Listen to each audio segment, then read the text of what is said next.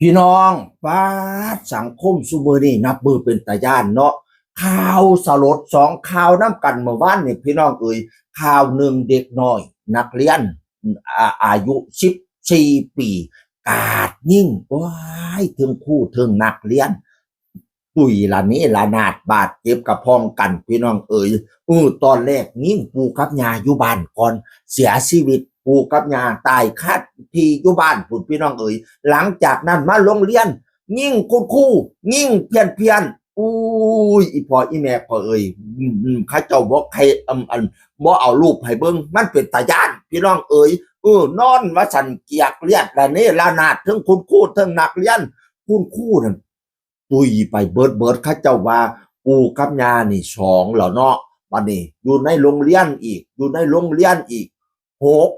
ร่วมกับแล้วกับ อันจัดการเจ้าของน้ำนี้ดับปิดชีพตัวเองตามอีกเป็น7ตุยไป9พี่น้องเอ๋ยเสียชีวิต9บาดเจ็บทั่วไปนั่น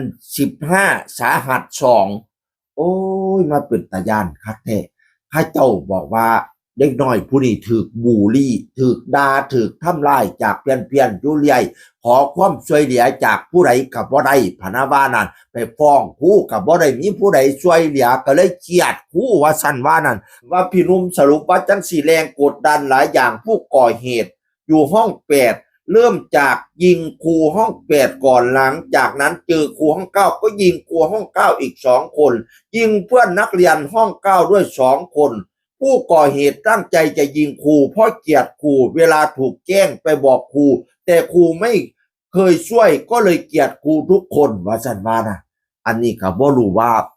เขาเจ้าสรุปมาจากใดเพราะว่าผู้ก่อเหตุกระตุยแล้วเนาะเขาเจ้าอาจจะสรุปจากสถานการณ์ทั่วๆไปพี่น้องแสดงว่าสิมีคนเห็นเราถูกรังแกหลายเราเห็นคนเราไปฟ้องผู้หลายแล้วก็บ่เกิดอะไรทำให้เกิดขึ้นหลายคนกับตาลิตนเล่าที่เล่าถูกบูลลี่แต่หลายคนก็บอกว่าถึงยังไงเขาก็ทำรุนแรงเกินไปคนที่เสียชีวิตนะหลายคนเป็นคนบริสุทธิ์นะทำไมไปดับชีพปิดชีพเขาทั้งอย่างนั้นว่าซั่นว่านั่นน่ะ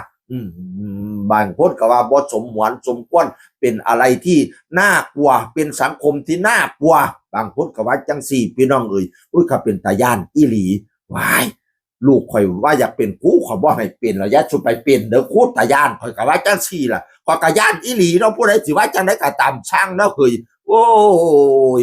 เด็กน้อยสมัยผู้ซุมื้อนี้เนาะผู้เป็นตาย่านก็บ่ได้ว่าทุกคนดอกว่าผู้เป็นตาย่านก็ตาย่านอีหลีพี่น้องเอ้ยเว้าพื้นความบุลลีอย่าไปหาบุลลีกันเด้อสมัยซุมื้อนี้เขาเจ้าบ่ให้บุลลีกันนี่มันเกิดลอยในหัวจิตหัวใจน่ะมันเกิดแรงเครียดแรงกดดันในหัวจิตมันจะอย่าไปล้อเพื่อนอย่างนั้นอย่าไปด่าเพื่อนอย่าไปแกล้งเพื่อนบางคนร่วมกลุ่มกันซะเนี่ยไปทำลายเขาไปแกล้งเขาซะเนี่ยนะอย่าไปเฮ็ดเด้อสมัยซุมื้อนี้อย่าไปเฮ็ดอย่าไปหาเฮ็ดพี่น้องเอ๋ยอีกข่าวนึงบัดนี้เนี่ยพี่น้องเอ๋ยอยู่จังหวัดกาญจนบุรีขับรถเก๋งแบบพุ่งชนศูนย์เด็กเล็กพี่น้องเอ๋ยศูนย์เด็กเล็กมองนั้นมีนักเรียนอยู่ทั้งหมด34คนเขาเจ้าว่าบาดเจ็บอุ้ยเกือบ20พี่น้องเอ๋ยปาดบ่เสียกันนาดบ่เสียกับต้องเสียเพราะว่ามันมีกล้องวงจรปิดอันบันทึกภาพได้ตอนรถเก๋งขับอยู่ถนนไหมพุ่งซัวต่ำมาขั้นศูนย์เด็กเล็กพี่น้องเอ๋ยเขาเจ้าก็โทรไปหาผู้ปกครองผู้ปกครองกันโอ้ยแตกตื่นมาหาลูกหาหลานมันตึกนั้นก็ไม่ใช่ว่าอันเป็นตายจากตำนะไม่ใช่มันตำง่ายๆนะเขาจะว่าคนที่ตำเนี่ยมันเสพกันซ่ามันยอมรับมันเสพกันซ่าโลยผงอาจจะเปิดหลอนประสาทอะไรทำให้เขาบ่รู้เนาะพุ่งซัวทะลุหัวมาก่อนนี้จังต่ำทะลุไปฮอดอาคารน่ะอาคารนี่ก็เป็นจักสี่หลักพี่น้องเอ้ยเป็นปูนเป็นอีหยังเด็กน้อยกำลังนอนอยู่โอ้ยบาดเจ็บล่ะนี่ละนาดเศษปูนเศษอีหยังมันกระเด็นกระดอนใช่เนาะโอ้ยตาลิตนชาติให้พี่น้องเอ้ยสังคมยังไทยเขาเจ้าเอาไปแจ้งความโรงพักสรุปว่าบางอันนี้มันยอมรับว่ามันเสพยาบ้าโห้ยโอ้อันเสพกันซ่าโห้ยผงพะนะว่านั่นน่ะโอ้ยสังคมสมัยซุมื้อนี้เป็นตาย้านพี่น้องเอ้ย นั่นละรักษาเนี่ยรักษาตัวเด้อ รักษาความดีพร้อมความดีเป็นประกันป้องกันอันตรายทั้งปวงเสียงคือฮอดกะเว้าสู่ฟังสวัสดีครับสวัสดีครับ